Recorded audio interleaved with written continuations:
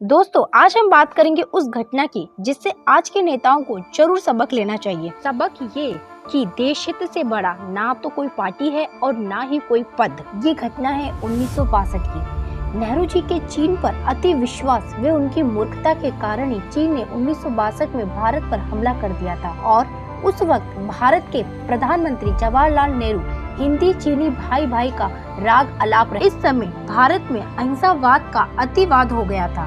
भारत की सीमाओं की मजबूती पर ध्यान भी नहीं दिया गया। इस समय आधुनिक हथियारों की बात तो छोड़ो, हमारे आर्मी के पास पर्याप्त हथियार तक भी नहीं, क्योंकि इस समय की सरकार का मानना था कि हम किसी के दुश्मन है ही नहीं तो हमारा दुश्मन कोई हो ही नहीं सकता। इसी कारण से भारतीय सीमाओं को सुरक्षित करने व आधुनिक हथियारों पर ध्यान नहीं दिया गया। इन सभी बातों का फायदा उठाकर चीन ने भारत के साथ युद्ध किया और भारत के 72,000 वर्ग मील के जमीन पर कब्जा कर लिया, जिसे हम आज अक्साई चीन कहते हैं। 1962 में युद्ध को लेकर संसद में काफी बहस हुई। उन दिनों अक्साई चीन के कब्जे में चले जाने को लेकर विपक्ष ने हंगामा कर रखा था।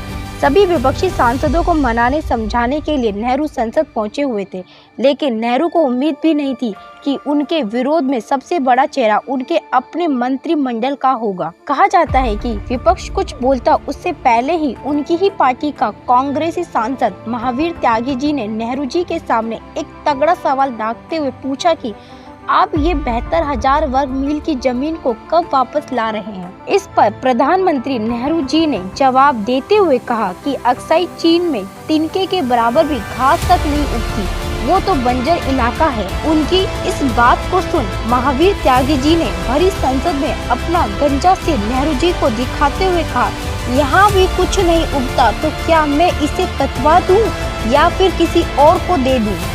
महावीर त्यागी जी की इस बात को सुनकर नेहरू जी की बोलती बंद हो गई। वो दौर नेहरू का था। उस समय जहां नेहरू के सामने कोई बोलता नहीं था, उसी नेहरू को आज संसद के कटघरे में खड़ा किया गया। उनको धक्का लगा और नेहरू सहन नहीं कर पाए और नेहरू को हार्ट अटैक आ गया और नेहरू जी का देहांत हो गया।